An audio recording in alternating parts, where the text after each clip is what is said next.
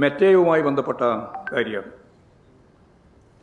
മുഖ്യമന്ത്രിയുടെ മയക്കുമരുന്ന് മാഫിയ ബന്ധത്തെക്കുറിച്ചുള്ള വാർത്തകളും പോസ്റ്റുകളും കൂട്ടത്തോടെ കാണാതാവുകയാണ്. ഇവിടെ ഞാനിപ്പോൾ പത്രസമ്മേളനത്തിൽ ഞാനീ പറഞ്ഞ കാര്യങ്ങളെല്ലാം സോഷ്യൽ മീഡിയയുടെ ഭാഗമായിട്ട് കാണുന്നതിന് വേണ്ടി സാധിക്കുന്ന ഒരവസ്ഥയായിരിക്കില്ല ഉണ്ടാകുക.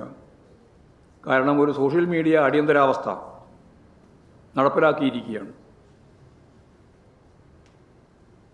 ഇപ്പോൾ പ്രതിപക്ഷ നേതാവ് പറയുന്ന കാര്യങ്ങൾ പോലും അപ്രത്യക്ഷമാവുന്ന സ്ഥിതിയാണ് ഉണ്ടായിട്ടുള്ളത്.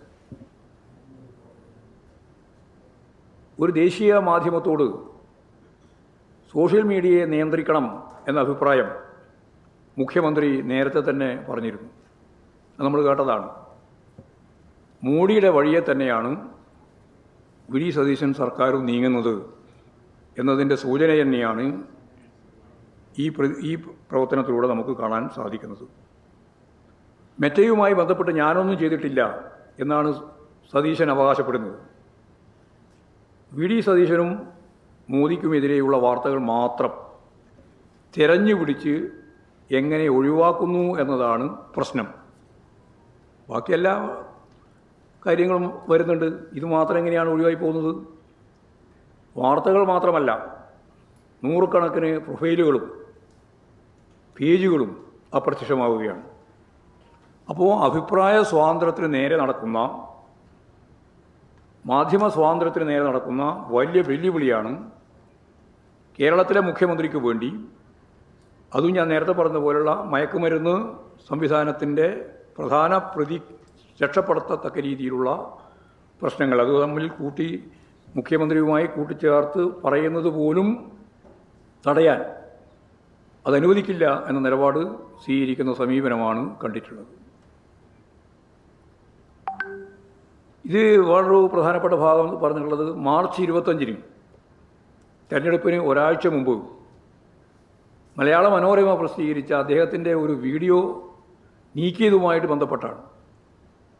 സത്യം പറഞ്ഞാൽ തെരഞ്ഞെടുപ്പിൻ്റെ ഘട്ടത്തിൽ പൂർണ്ണമായിട്ട് ഈ കാര്യങ്ങൾ നിർവഹിച്ചിട്ടുള്ളത് രത്തൻ കേൽക്കറുടെ നേതൃത്വത്തിലുള്ള തെരഞ്ഞെടുപ്പ് കമ്മീഷനാണ്. തെരഞ്ഞെടുപ്പ് കമ്മീഷൻ തന്നെ ഇടപെട്ടിട്ടാണ് പിന്നീട് ഒരു ദിവസം കഴിഞ്ഞപ്പോൾ ആ വാർത്ത വരികയും ചെയ്തത്. അദ്ദേഹത്തെയാണ് മുഖ്യമന്ത്രിയുടെ സെക്രട്ടറിയായി തിരഞ്ഞെടുത്തത്. അത്രത്തോളം ബന്ധമുണ്ട് എന്നുള്ളതിന് കൃത്യമായിട്ടുള്ള തെളിവായിട്ട് നമുക്കത് മനസ്സിലാക്കാൻ കഴിയും. കാരണം അദ്ദേഹം IT സെക്രട്ടറി കൂടിയായിരുന്നു.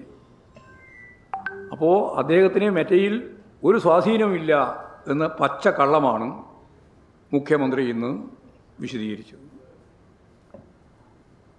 ഉയർന്ന പോലീസ് ഉദ്യോഗസ്ഥന്മാരുടെ നിർദ്ദേശത്തിൽ അപ്രിയമായ പോസ്റ്റുകളും വാർത്തകളും നീക്കം ചെയ്യാം എന്നാണ് മോഡി സർക്കാർ കാണിച്ചു തരുന്നത്.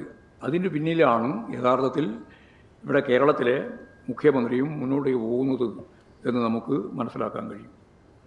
ദേശാഭിമാനിയുടെയും മീഡിയ വണ്ണിൻ്റെയും ഉൾപ്പെടെ പേജുകൾ മുമ്പ് ഇത്തരത്തിൽ അപ്രത്യക്ഷമാകുന്ന അനുഭവം നമുക്ക് മുന്നിലുണ്ടായിട്ടുണ്ട്.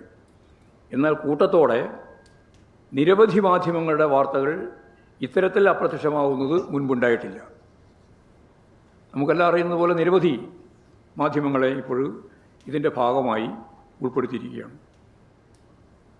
കേരളത്തിൽ വിമർശനാത്മകമായ രീതിയിൽ ഇത്തരം കാര്യങ്ങൾ ചൂണ്ടിക്കാണിക്കുന്ന മാധ്യമങ്ങളെ മുഴുവൻ ഇതിൻ്റെ ഭാഗമായിട്ട് ഉൾപ്പെടുത്തപ്പെട്ടിരിക്കുന്നു എന്നുള്ളതാണ് കാര്യം.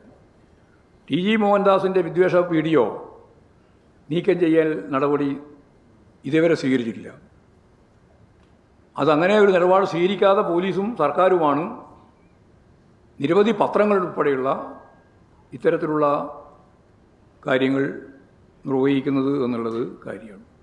അപ്പോൾ അഭിപ്രായ സ്വാതന്ത്ര്യത്തിനും മാധ്യമ സ്വാതന്ത്ര്യത്തിനും അതില്ലാതാക്കുന്നതിന് വേണ്ടി നടത്തിക്കൊണ്ടിരിക്കുന്ന എല്ലാ ശ്രമങ്ങളെയും വിമർശിക്കുന്നവരെ ഒരു തരത്തിലും വെച്ചക്കില്ല ഭീഷണിപ്പെടുത്തി കാര്യങ്ങൾ നേടുന്നതിന് വേണ്ടി ശ്രമിക്കുന്ന ഇത്തരത്തിലുള്ള വെല്ലുവിളി പ്രബുദ്ധ കേരളം അതിൻ്റെ മുമ്പിൽ മുട്ടുമടക്കില്ല. അതിശക്തിയായി ഇതിനെല്ലാം എതിർത്തുകൊണ്ട് ജനാധിപത്യ ശക്തികൾ മുന്നോട്ടേക്ക് പോവുക തന്നെ ചെയ്യും എന്നുള്ളതാണ് ഇതുമായി ബന്ധപ്പെട്ട് ചൂണ്ടിക്കാണിക്കാനുള്ള പ്രധാനപ്പെട്ട കാര്യം.